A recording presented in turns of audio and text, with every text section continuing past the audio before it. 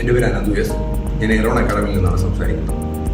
Diploma കഴിഞ്ഞ അല്ലെങ്കിൽ graduation കഴിഞ്ഞ ഒരു കുട്ടിയെ സംബന്ധിച്ചിടത്തോളം അവനെ ഏറ്റവും കൂടുതൽ അട്രാക്ട് ചെയ്യുന്ന ഒരു ഫീൽഡാണ് ഓയിൽ ആൻഡ് ഗ്യാസ് ഇൻഡസ്ട്രി എന്ന് പറയുന്നത്. ഈ ഇൻഡസ്ട്രിയിലോട്ട് അവൻ അട്രാക്ട് ചെയ്യാനുള്ള 2-3 കാരണങ്ങളുണ്ട്. അതിൽ ഒരു കാരണം എന്ന് പറഞ്ഞാൽ ഹൈ പേ സ്കെയിലാണ്. രണ്ടാമത് അവൻ അവൻ്റെ ലൈഫിൽ അക്വയർ ചെയ്യാൻ വരുന്ന ഹൈ സ്കിൽ സെറ്റും അതുപോലെ തന്നെ ചലഞ്ചിങ് ആയിട്ടുള്ള നല്ല ലൈഫ് സ്റ്റൈലാണ് അവന് കിട്ടാനായിട്ട് പോകുന്നത്.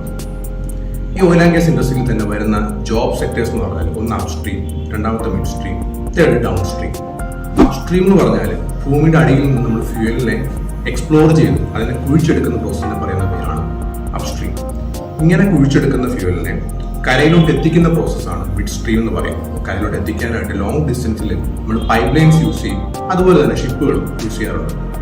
ഡൗൺ സ്ട്രീം എന്ന് പറഞ്ഞാൽ ഇങ്ങനെ റിഫൈനറിലോട്ട് എത്തുന്ന ഫ്യൂവലിനെ പെട്രോള്, ഡീസല്, കെറോസിൻ അങ്ങനെ സെപ്പറേറ്റ് ചെയ്തെടുത്ത് നമ്മുടെ പെട്രോൾ പമ്പിൽ വന്ന് നമ്മൾ high grade, mid grade, low grade അങ്ങനെ വരുന്ന ഫ്യൂൽസ് വരെ ആ സ്റ്റെപ്പിന് പറയുന്ന പേരാണ് ഡൗൺ സ്ട്രീം.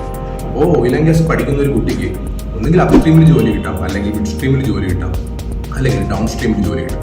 ഈ സെക്ടറിൽ വരുന്ന ജോബ് റോൾസ് എന്ന് പറഞ്ഞാൽ ഒന്ന് NDT ഇൻസ്പെക്ടർ അല്ലെങ്കിൽ NDT എഞ്ചിനീയേഴ്സ് ആയിട്ട് വരാം, QA/QC എഞ്ചിനീയർ ആയിട്ട് വരാം, അതുപോലെ തന്നെ മഡ് എഞ്ചിനീയർ, റിഫൈനറി എഞ്ചിനീയർ, അങ്ങനെ പല പോസ്റ്റുകളുണ്ട്. മേജറായിട്ട് നമ്മുടെ ഇന്ത്യയിൽ വരുന്ന റിഫൈനറീസ് ആണ് നമ്മൾ റിലയൻസ് ഇൻഡസ്ട്രീസിന്റെ കീഴിലുള്ള എന്താ പറയുന്നത് റിഫൈനറീസ് ഗുജറാത്തിൽ വരുന്നുണ്ട്. അതുപോലെ തന്നെ ഭാരത് പെട്രോളിയം കോർപ്പറേഷൻ ലിമിറ്റഡ്, അതുപോലെ തന്നെ ഇന്ത്യൻ ഓയിൽ കോർപ്പറേഷൻ ലിമിറ്റഡിന്റെ ഒരുപാട് റിഗ്സ് നമ്മുടെ ഇന്ത്യയിൽ തന്നെ അവൈലബിൾ ആയിട്ടുണ്ട്.